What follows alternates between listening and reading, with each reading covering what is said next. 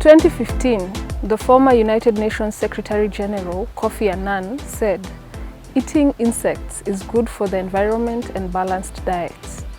Indeed, there is mounting evidence that the use of insects for food and feed aligns perfectly with the context of sustainable food systems, for climate change adaptation, and for food and nutrition security. Edible insects are increasingly gaining popularity as an alternative source of protein to livestock meats.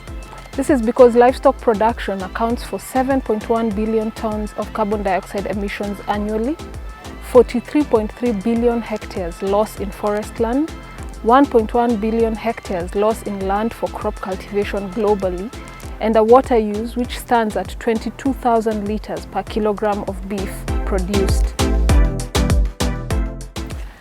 On the flip side, the rearing of insects for food and feed accounts for more than 60% less greenhouse gas emissions and land use, which makes a strong case for the shift towards the consumption of edible insects.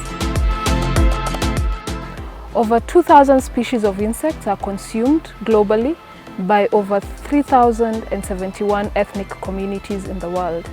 They are mostly harvested from the wild, and communities have to rely on their seasonality to enjoy these delicacies.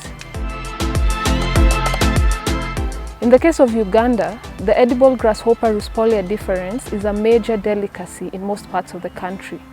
As the season sets in, entrepreneurs in this insect sector set up their trapping devices all over central and western Ugandan cities of Masaka, Hoima, Mbarara, Kabale, and even the capital itself, Kampala. In these areas, the insects are known to appear in large swarms. Nsenene, as the grasshoppers are locally known, are harvested twice a year between the months of June to August and November to January during the rainy seasons. The harvesting is done overnight, and the harvesting devices comprise of old oil drums, iron sheets, and bright 200-watt bulbs that are raised about 10 meters high from the ground. These trapping devices are meant to attract grasshoppers from kilometers away. Trappers usually light a fire underneath these traps to create smoke, which is alleged to sedate the insects and make them fall in the traps. Once the grasshoppers see the bright light, they fly towards it, hit the iron sheets, and slide down into the metal drums. On the inside, these drums are lined with edible oil and cassava flour, which prevents the insects from crawling out, although it cannot be proven that the oil is edible. As the traps get filled up, the insects are transferred into jute sacks and transported to the urban areas where they are marketed. Grasshoppers are transported as far as 200 kilometers to Kampala, which is the main marketing area. In Kampala, grasshoppers arrive in trucks in the wee hours of the morning to meet wholesalers who buy a sack of about 30 kilograms for about $50 or less, depending on the catch of the day. They in turn resell them to vendors and retailers who process and sell this delicacy.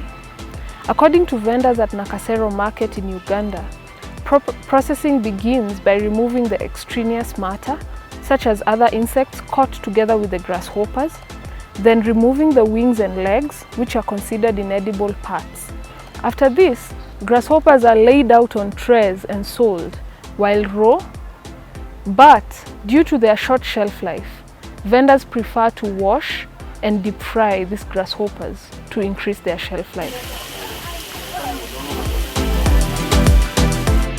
A survey we conducted in Kampala on the food safety awareness of grasshopper vendors showed that majority of the vendors are women who are in the age bracket of 19 and 35, so they are within the youth age bracket.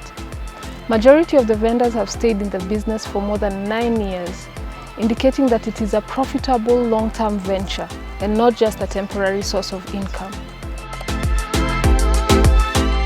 However, just like in any other food sector, the question of quality and safety arises, which was the main focus of my MSc study.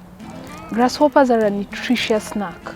They have 43% protein content, 48% fat content, most of which is polyunsaturated, Over and above being able to counter protein energy malnutrition in vulnerable groups, research has shown that consumption of just 100 grams of grasshoppers contributes significantly to the recommended daily intake for other nutrients as well, such as iron, zinc, calcium, alpha-tocopherol, which is the precursor for vitamin E, niacin, riboflavin, among others.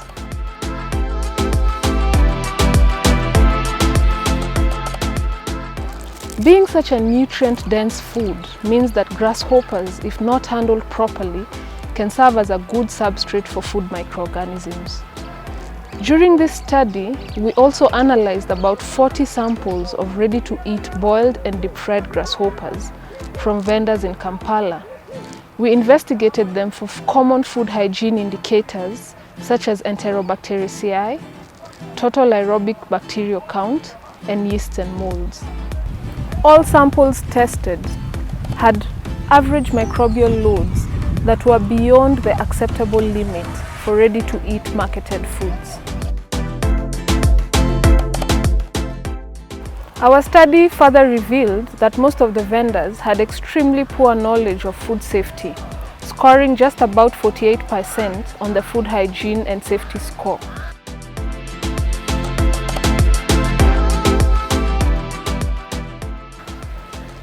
Using molecular biology techniques, we were able to identify the types of microorganisms that were present in these marketed grasshoppers. This spanned from antibiotic-resistant Staphylococcus species to mycotoxin-producing molds, among other pathogenic species such as Bacillus cereus. This raises alarm over the quality and safety of the grasshoppers, but as it stands, they may not be safe to eat. Edible insects, including these grasshoppers, are the sustainable diets of the future. They offer an excellent alternative to animal protein and can go a long way to helping the planet mitigate the devastating effects of climate change. But to ensure that the potential of edible insects is harnessed, first and foremost, we need to ensure their availability. This can be done through captive rearing of these insects, efforts which have been largely successful here at Isipe and Makerere University.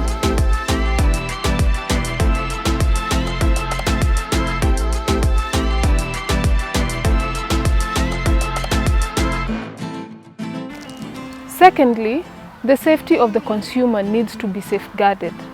This can be done by training of vendors on good hygiene practices and safe food handling techniques. Our study recommends that public health departments like those of Uganda should train and test vendors and issue them with food handler certificates. A positive impact of our study is that it has highlighted the risks present in the Nsenene industry, and our findings are already being used to inform the draft food standard for edible insects by the Uganda Bureau of Standards. We anticipate that soon the grasshopper industry will be regulated and consumers all over the world will be able to enjoy this nutritious insect snack.